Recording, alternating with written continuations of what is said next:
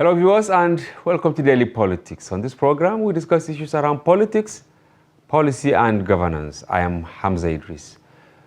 President Bola Ahmed Tinubu alongside Vice President Kashim Shettima and the All Progressive Congress concluded their defense in a petition filed by the Labour Party and its presidential candidate Peter Obi seeking to invalidate the February 25 presidential election. Despite initial plan to present 39 witnesses, Tinubu decided to end the defense after the testimony of Senate Majority Leader Michael Opeyemi Bamidele.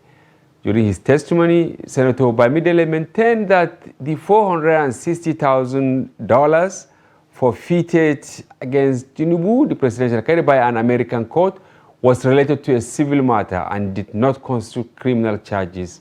As a former chairman of the Senate Committee of Judiciary and registered member of the American Bar Association, Bamidele stated that there was no conviction or sentence against Tinubu, which is required by law for criminal charges to be filed.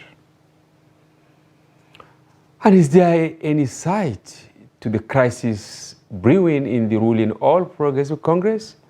Feelers have it that a section in the leadership of the APC is not in tune, or rather in agreement with some of the nominations made by the presidency, such as the consensus candidate for the Senate presidency and speakership positions, and also recently appointments of principal officers in the National Assembly. With barely a week left to the National Working Committee meeting of the APC and also the caucus meeting scheduled for 10th and 11th, there has been a seeming disquiet over the chairmanship of the party, Senator Abdullahi Adamu, and those on his side, especially with multiple accusations leveled against him by Salihu Lukman, the national vice chairman northwest of the party, and other people. Despite the state of affairs in the party, its director of publicity, Bala Ibrahim, has however maintained that all is well. Take a look. There are people who are making a kill out of the relationship between the presidency and the party, between the party and the legislature. What they want to achieve, I don't know, but I think it's all part of the politics. Unfortunately, the chairman of the party has all it takes. He has the maturity, he has the experience, he has the exposure, and within the limit of his age, he has the energy to confront the situation as it is. But I can tell you from what is going on, it is not a situation that is out of control. It is not a situation that cannot be handled. The dynamism of politics entails this kind of things, and they will be attended to appropriately, and action will come at the right time. That was Bala Ibrahim, Director of Publicity of the All Progressives Congress. Joining us to discuss these issues and more, I have in the studio Yusuf Zongo, the opinion editor at Daily Trust and also in-house analyst for Trust TV. Also joining him is Kende Amodu, veteran journalist with vast experience covering the presidential villa. He's also our in-house analyst. Welcome to the program, gentlemen. Thank you very much. And we take a short break. When we return, the conversation commences. Stay with us.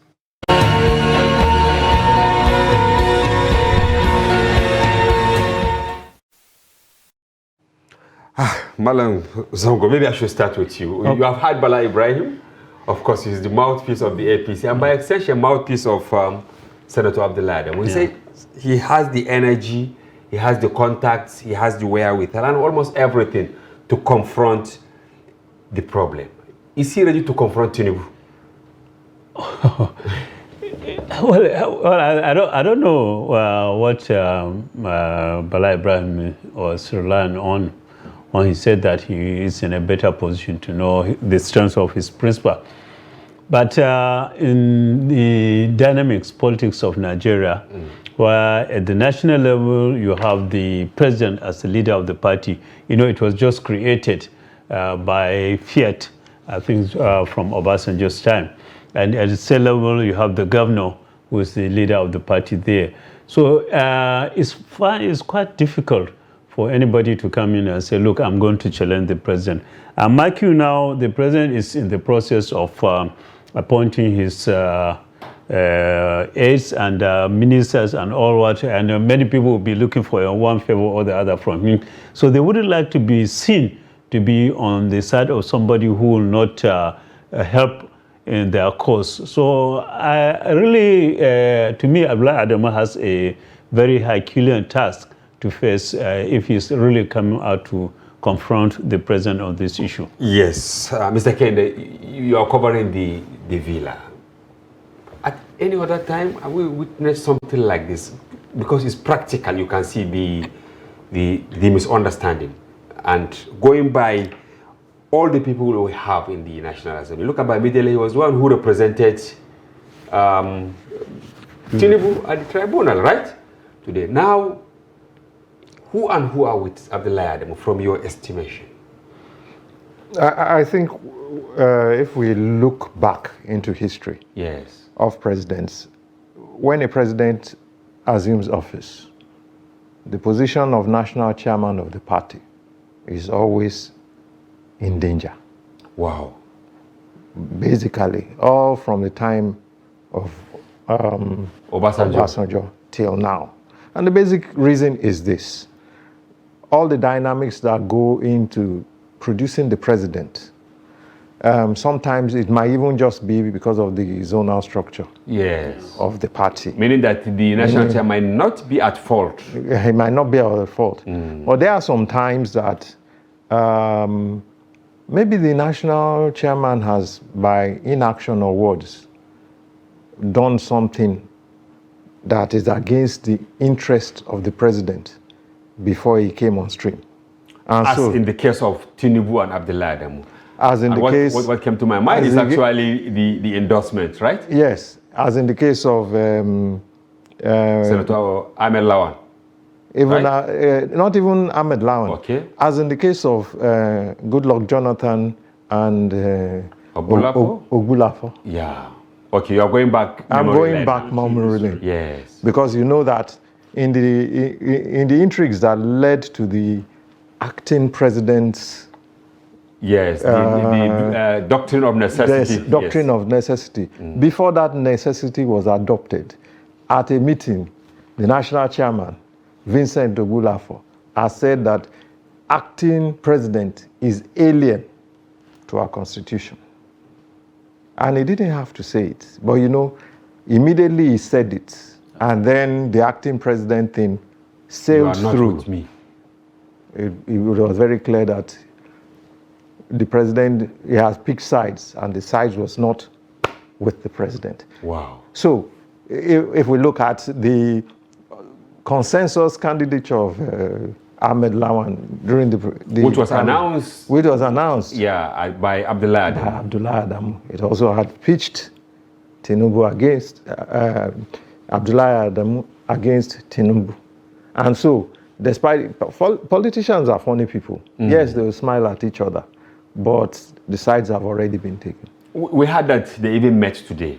Yeah, you know, after the bombshell, because I saw what Abdullahi Adamu did yesterday as a bombshell, you know, meeting with the progressive governors, saying that he was not aware of the, you know, selection of Bamidele, Deb Umahi, Ali Ndume, Lola Shuru, and all that as, you know, leader, majority leader, chief whip, deputy majority leader, in that order.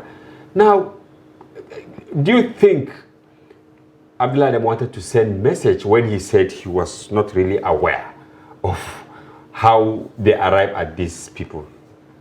Especially, you know, being the chairman of the party, and you know, it's not like this. The election of Akpabio, which was done by senators, right? Senators, this one was actually supposed to be within the party premises issue. of the party, the presidency, or whatever other person we can call.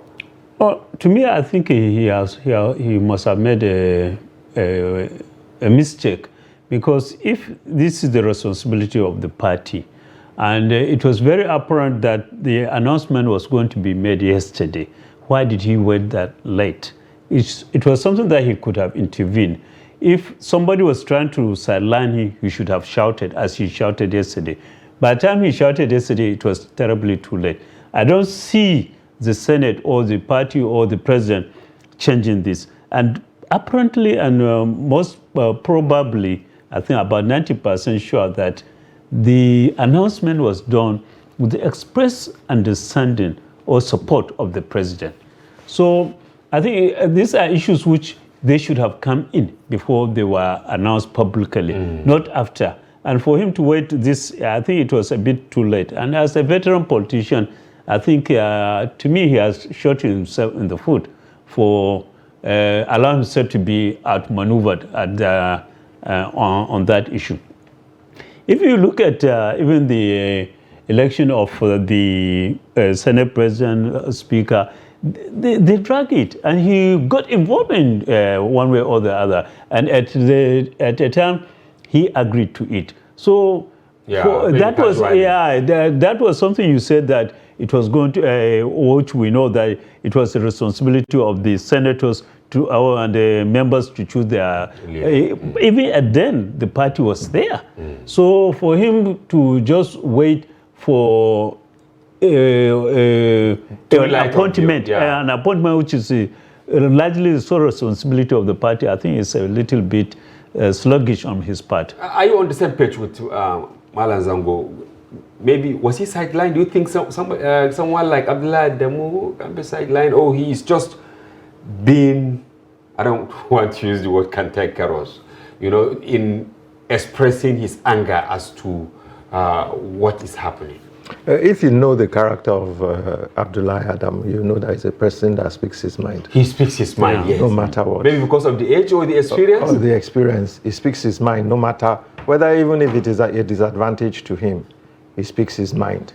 Which brings me to this issue of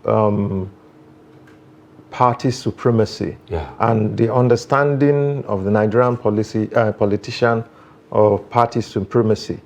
I believe, this is my personal opinion, that party supremacy cannot stand if the national chairman and the presidency and the president are not on the same page. Yeah. If those two men are not on the same page, then we can forget about the issue of party supremacy.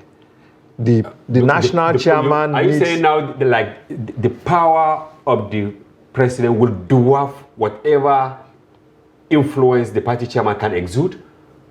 What I'm saying is that he needs the support of the president to be able to enforce party supremacy. It doesn't operate in a vacuum. Yeah. You understand? And so, we have this paradox that we have. We talk about why is there no party supremacy? And then of late, we are now hearing that the party must be supreme. There are two paradoxes because, and this is why I'm presenting this position, that party supremacy depends on two major actors. Yes. The president, the national chairman. If they are not on the same page, then you should forget about party supremacy. And I think this is what is playing out here.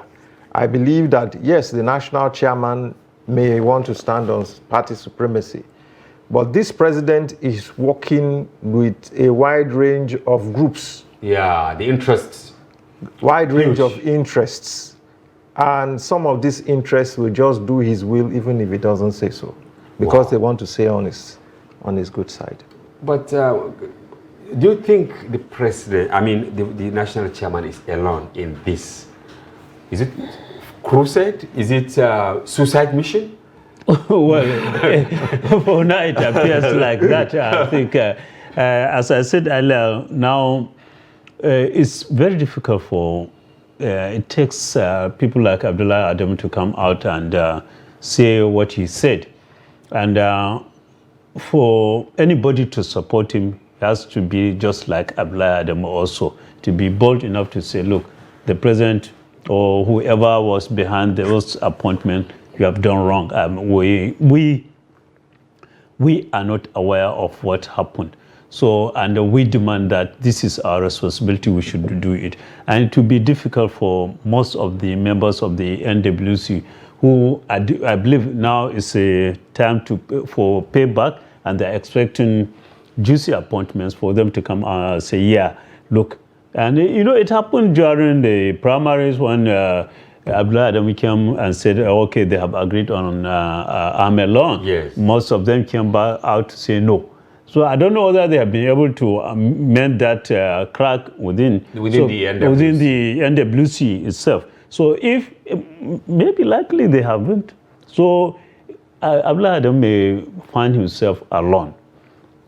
If he's alone, Kende, do you think we would have seen what we saw, especially in respect to the emergence of Akpabio? He had only 17 votes apart with what Abdulaziz Yari, got. And feelers, had it then that beyond the party and beyond the presidency, there are some powerful forces outside that are actually, teleguiding or manipulating or actually working for a certain interest. I believe that there are several forces at play here. Okay. But up until this point, the forces that support the president are the ones that are getting the upper hand. They are getting the upper hand at every level. At every level. Because approaching the election of the Senate president, the leaders of the National Assembly, yes, Speaker, Deputy Speaker, Deputy Senate President. The president had to get involved. Which he did. And he had his way. So, so that was 1-0. That's 1-0. And if I am to take you back, when even the list of the favorite candidates of the party emerged, I think we were here together, two of you. Even then, I think the same Abdullah Adamu said that that list was not from the party, right? Yeah. Yes. So 2-0. Okay, 1-0. Now this is 2-0. This is 2-0.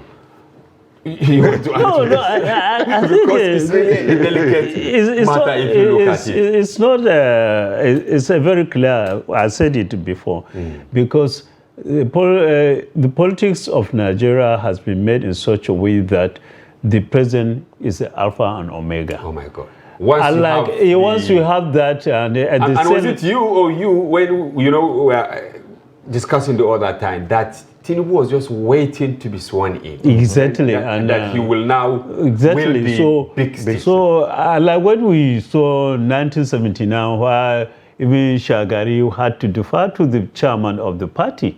But now it's, you can finish whatever you want to do at the NWC. That's why they have this NWC.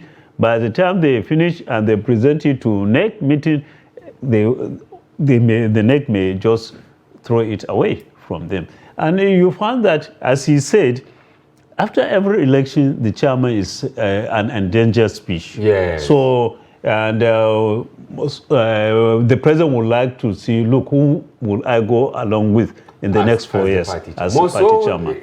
There is this allegation that at initial, the emergence of Abdullah Adamu was to do a certain bidding to retain power in the north. Is that correct? And is this what is playing out now? It was an allegation that certain cabal brought in that he was the only person who can actually look at every other person in the face and say, this is what we want. And that was why he was bold enough to say Ahmed Lawan was the man to beat at that time. Yes, it was a play. And it now pitched the party leadership against the governors. Yes. Who had already decided that we are going south. Now, if you look at politics generally, do you think that those governors were just being altruistic by throwing it to the south? There must have been some negotiations and agreements. Yeah. With the south. With the not south. Necessarily to the way. Yeah. No, not necessarily. With the south. With the south, that this is what we'll get. And that is why when you see some things playing out, like for instance, when the issue of the leadership of in the National Assembly came up, and people were arguing that why is the Northwest getting two posts? Yeah. Deputy. The slide of the bread far above other. Far above. But do you also have to take your mind back to the fact that the push before the rest of the North caught up, the push for the southern presidency came from the Northwest, particularly Kebbi, Jigawa, and Kaduna. Exactly, all in the Northwest. And even Kano. Yeah, even Kano, yeah. All in the Northwest. So if you understand those politics, then we're yet to see, we're yet to see the end of the political play. I was a bit agitated when the governors yesterday said, after what Abdullah told them, they said, no, we are in tune, we agree with what happened, what played out in the National Assembly. Well, that's what I told you, even when you spoke about the NWC, whether any one of them will back him. Because as of now, the president is in charge. And everybody will... In Nigeria, you find that the central government takes charge of almost everything. You find we have been made in such a way that even your drainage, you start calling on the federal government to come and do it. So everybody wants to be on the side of the president. And mark you, the leader of the progressive governors is facing an election, Oziduma. Wow. So he wouldn't like to be seen to be opposing the president. Definitely. But are they being fair to the system? Let me take it to this. Number one, have they shamed Abdullah Adamu now? Can we say they have shamed him? They have disowned him? No, they didn't disown him. They just reminded him of how the play of things is. Exactly. See, but this is a subtle throwing him off the bus. No, they just we brought him back on track. On track. But do you think that he forgot? I think he knows what he's doing, this man. Yes, he does. Because you said it earlier. But you see, the character of the presidency, yes, as per the politics, if we didn't have an ex-military man as the first president in the new dispensation, maybe things would be done differently now. But the mentality, no matter how democratic or converted a military man is as president, is the unitary style of governance in which everything must collapse to his will. You understand? And if you see, that was the force of will with which Obasanjo ruled. There was a slight deviation within the years of Yaradua and Goodluck Jonathan, then back to square one with the President Buhari. So now, you understand? That is why I said they reminded him of how the system is. Can we say an opposition within the ruling party is brewing now? Well, and Abdullah Adamu is championing this opposition. Not really, but it has been the practice, I think, in this country that you find that we had that with PDP. You have the NPDP. We had that now again, even with the APC. We continue to have that. So because opposition more vicious than from without. From within than from without. Because all along, I think by now it will have been the PDP who will say, look, what the president has done is wrong, this policy is wrong. But now they are busy within. And if PDP says, raises opposition, it's the party that will come and defend the president. Now, they are all opposing each other. So that's the problem. Another problem with the politics in Nigeria is that we have weak opposition. This is a time maybe for PDP to rise up, to take advantage and say, look at the kind of people you have voted in. Right from that go, they have started fighting. But they also don't care. But some people are saying the APC has already fragmented the opposition, going by what we have now. Even those who emerge from within the opposition in the National Assembly, you can see they have subtle support or even strong support from the presidency camp. Yes, but see, like he said, when you mix water and oil together, everyone will find its level. You understand? That is the reason why we have this kind of politics in Nigeria is because you have two strong political parties. And then, maybe the third and fourth is coming along now. Now, if there had been strong divisions and you had like 3-4 strong political parties, then this level of fragmentation would not be so evident. Yeah. But now you probably have 2 political parties within one party, or 3. And you can see even within the opposition, I mean, many expected someone like Tambuwal to be the minority leader. Yes, but even within the PDP, exactly, even within the PDP, they had their own opposition. No, I think the major problem, and I keep saying this in this country, is the fact that we don't do the politics of principles. Okay. Yeah, so everybody is for himself, and everybody tries to position himself, and be in a pole position so that he can enjoy the spoils of the war. Oh, exactly. Okay, before you go on break, caucus will meet on the 10th. Yes. Just a few days from now, and then the next day. Do you see Abdullahi Adamu surviving beyond these 2 meetings? If matters had been concluded in the courts, I wouldn't see him surviving. Oh. But now, because matters are still in the courts, I think the president... Which will be the next part of our conversation. Okay. I think the powers that be will tread carefully, so as not to throw the baby with the bathwater. So as not to give room for any idea of there being insurrection. Okay. So you agree also, Valazzo? I agree, definitely. They will still tarry a while. And the point between this crisis probably and the next meeting is a little bit, but in politics anything can happen. Anything can happen. Yeah. Maybe there will be many fences. Well, why not? He met the president today. We didn't know what they discussed. All right. Thank you very much. Yeah. Because we'll go a short break, and when we return, the conversation continues. Stay with us.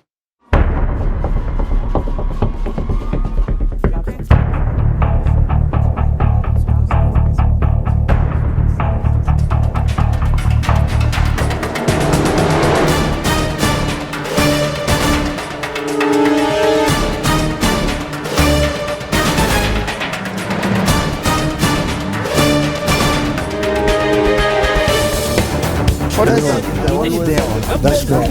It's good to see you.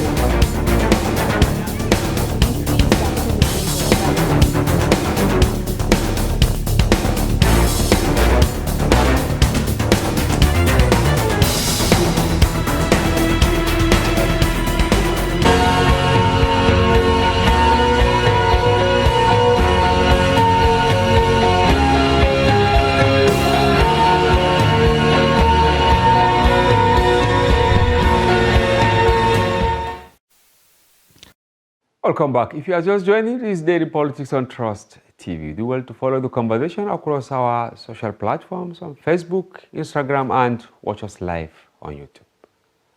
Still have in the studio, far right, Kende Amadou, our in-house analyst who has been covering the villa for a very, very long time. So you know all the politics there. And then here on my right, Yusuf Zango, also our in-house analyst, opinion editor, and former editor-in-chief of News Agency of Nigeria. We ended the first session with big laughter that anything can happen because the president and Abdullahi Adamu met tonight, and you say anything can happen. I mean that he may live beyond the next meeting. But what do you think will form the larger part of the conversation by caucus and later by the neck?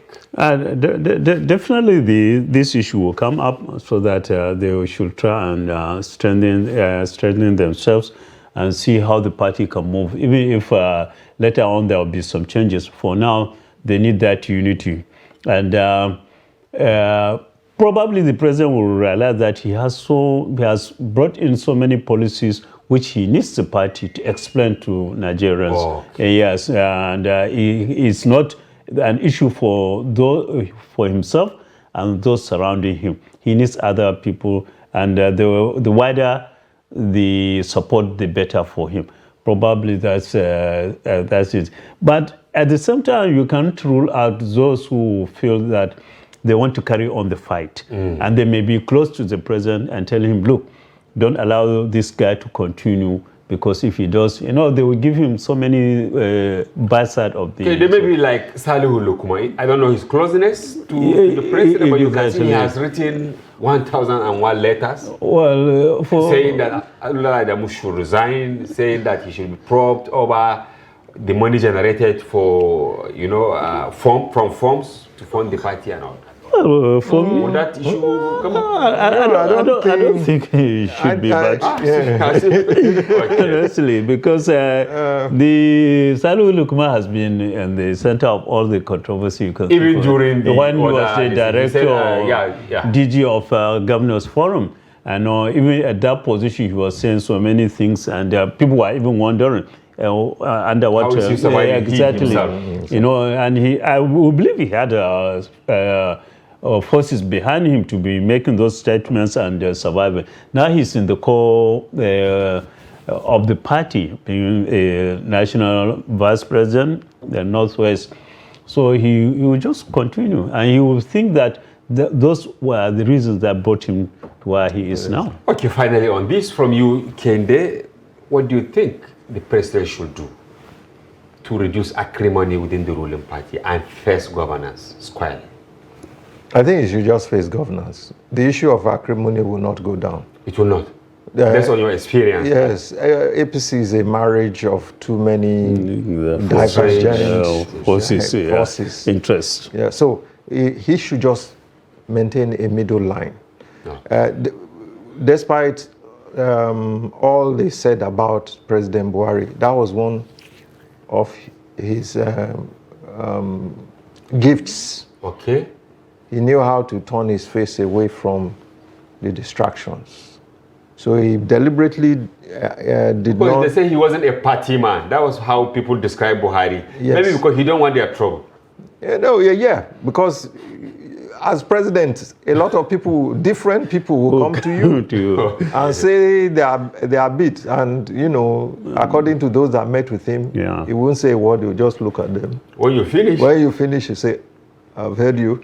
Oh and my God, you don't even have any takeaway. You don't have a takeaway. You understand? So yes. I think that would work. Yeah, that would work. Because Nigeria has too many interests. You see that even in the mix, members of the opposition are also coming to see the president. Exactly. Yes. For instance, former Senate President and former Secretary to the Government of Federation, Ayim Pius Ayim. Yes. And Olisa Metu, the former National Publicity Secretary of PDP, both came to see the president. What were you doing there, man? Well, I wouldn't know. I mean, better ask her. I hope this one would not. Maybe he asked one or two questions. Something that we don't really know. Why are all these people going? Guso Konkoso of NPP. Yes. Some people from a later party. Sunusi Lamido Sunusi was there. The technocrats, the opposition, the traditional rulers. Ministers have not been. Almost every other person. Ministers have not been appointed yet. Exactly. Okay. Heads of chairmen of boards and members of boards of parastatals have not been appointed yet. There are a whole list of things. And so do you think he will pick the Metus? Everybody must make a play. The pious arguments they can all make. At the end of the day. The APC, especially those around the president, will say it's going to be government of national unity. Exactly. But I hope the ship will carry all of them, so that they will not add to the crisis within the APC. You said the APC, stretch bedfellows. Now, by the time you bring all of these, I don't know how it's going to play out. No, it's better in the presidential villa because of the security structure. Not everybody can enter. So after a while, many of the APC members complained that they all escorted the former president into villa. Yeah. And then he shut the door against all of them. But now, who will actually talk for Nigerians? You can see the politicians, they are on merry-go-round. Inflation, no palliative. And who will talk? Will you talk on behalf of Nigeria? Rising cost of living. You can see people can't even go to work. Yeah, that's the truth. But I think the reality in this country, which I keep saying, is the fact that for now, I think Nigerians have to bear with what they are having.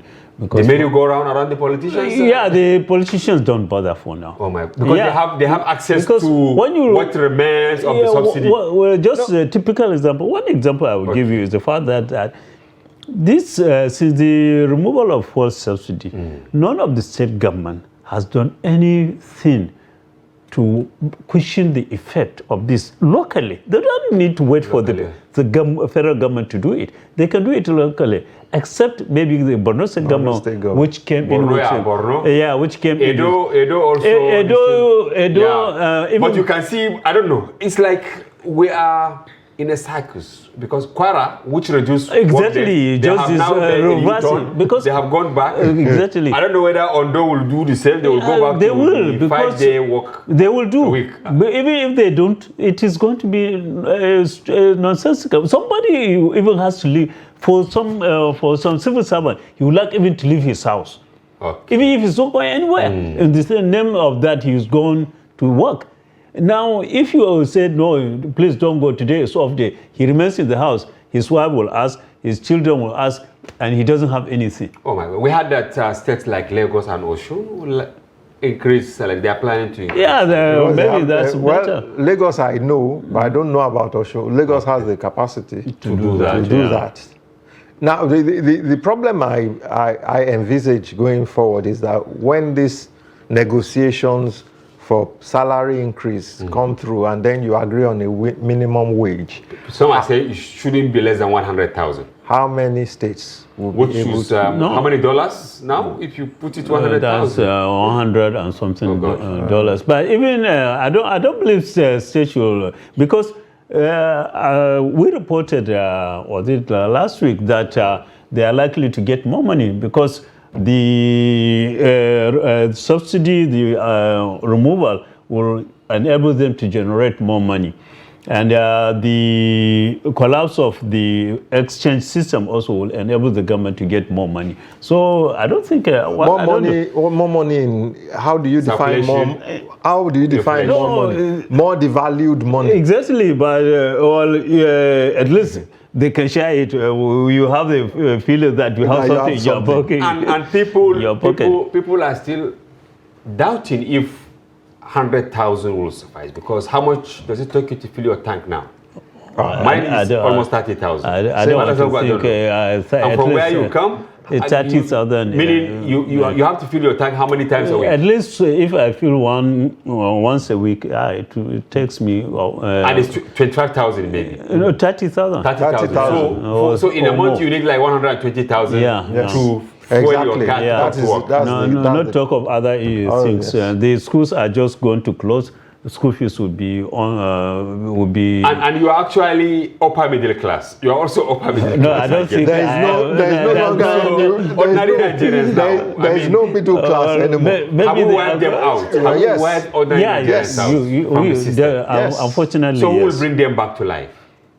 Well, we hope because the president has been giving us the assurance that he's going to do something. But what we hope is that he's going to do it fast, because really the country is in their on need. the precipice. You're on the same page? Yes, I Okay, let's move to the tribunal. We don't know what will happen. But today, initially, at the preliminary stages, I remember that Tinubu assembled over 50 senior advocates of Nigeria. Peter Obi, too, Atiku, but today, for instance, they have closed their case, right? Yeah. What is your take on all the pomp and pageantry around rallying senior advocates of Nigeria? That was an overkill. Wow. Just a show of, what the military calls show of force. That was just a show of force. Okay. But it goes down to the basics. What's the case about? I think maybe he assembled 50 for an overkill. Then they realized that you don't really need 50 sons.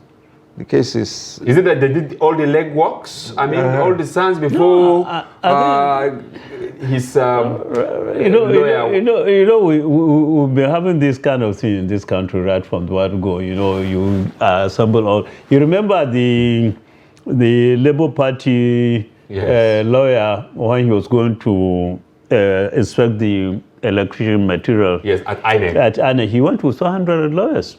100. 100 to do what? This is something that he can send his juniors. Maybe it's to the show of force. That's the kind of thing. I think in this country we believe in so much drama, not the real aspect of it. Actually, they said they were PDP and LP said they were calling more than 100 witnesses. They ended up with 27.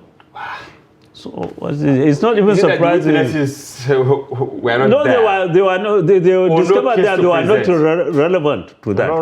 When it comes down to reality, to scratch, you understand. Then the court processes kick in. Yeah. Then some of your evidence may not even be relevant, or even be accepted. Exactly. And maybe those pieces of evidence are what you are building your case on one part of your case is on. So once they defeat that or they refuse to accept it, you can't do anything. You can't do anything. They have to fall by the wayside. Now to the specifics, for instance, Obi accused Tinubu of not having qualification. Yes. Right? And when his lawyer presented their own side of the argument, they tendered his qualification, from the United States. The same with, other allegations. Are we not belittling ourselves, talking about qualification of our leaders? President Buhari, in my mind, he reached the peak of his career as general. And, when he won, this was in 2015, part of the challenges taken to court was that he doesn't have secondary school certificate. Someone who reached the zenith of his military career. No, I don't. And was military head of state. No, I don't think it is that. Okay. The issue has to do with the law. The electoral law provides the minimum qualification. Yes. So if Tinubu decided that the minimum is secondary school, is it? With all his degrees at Chicago and wherever, he decided, look, I'll just present my school leaving certificate, secondary school. That's the end of it. Yeah. But if he decided to say, okay, I'm also want to present my degree certificate, then it's subject to challenge also. Yeah. Whether it is right or wrong is something for the court to decide. But the the law provides for that, and you open yourself. That's why some of those who contested just restricted themselves to the minimum. Yeah. Okay, see, this is what you say. Master's degree, but they just tender secondary school. Because you don't know. In politics here, they say if you want to know your the first boyfriend of someone's mother or grandmother, just go into politics. Wow. So that's my understanding of it. So were you surprised that the clause, even though Atiku and Obi, they took such a long time, there was quite a drama, presenting witnesses, tons of documents and all that. But Tinubu, at the end of the day, within 2 days, right, they just put in their own defense and said, okay, we are good to go. Is that enough for them to have this feeling that they will have their way? I think basically without prejudice to the case, yeah.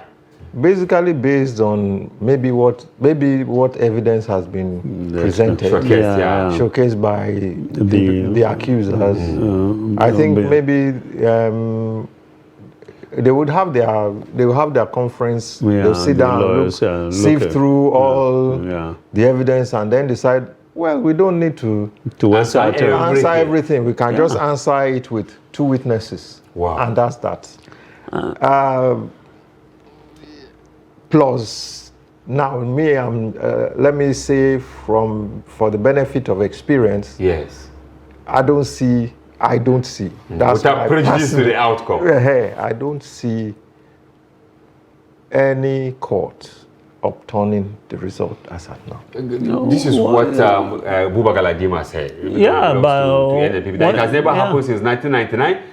With due apologies to the courts, we are not actually trying to determine or preempt the outcome. Yes, but you found that even from the start of the case, there was so much drama, not the substance. When we spent a lot of time deciding whether the proceedings should be broadcast live or not. All those kinds of things were unnecessary. So I think the problem we had was comic relief. Exactly, there were more of sentimental issues. So the issue became even a social media issue. You go to Twitter, you see this side saying this side is, as if they wanted even to decide the case there on Twitter. The salvo fired by the Labour Party, by Tinubu, is that Obi at the first instance was a member of PDP when he vied for the presidency under Labour Party. Yes. And they have the evidence to prove it. Yeah, until May 27th. So I think it's something that let's just wait and see what the courts will decide. So what are some of the lessons for Nigerians so far, the journey so far from February when we had the election and all that, and the concluding part of all this? I think this country is a resilient country. You can't take it away from Nigeria. All the crises that come and all, you think we are at the precipice, then the country rights itself. And some people are accusing the international community of actually bruising old wounds to bring them back, like the EU report. You can see the backlash, the comments from different quarters that this election took place in February, the president has been sworn in, now you are dishing out reports saying it was actually below expectation. You have just 10 seconds to have your take on this. Well, they can have their say. Yeah. The point is those elections had been concluded. To a large extent, all the governments of their countries had congratulated the president. So this is after the fact. It's just by the way.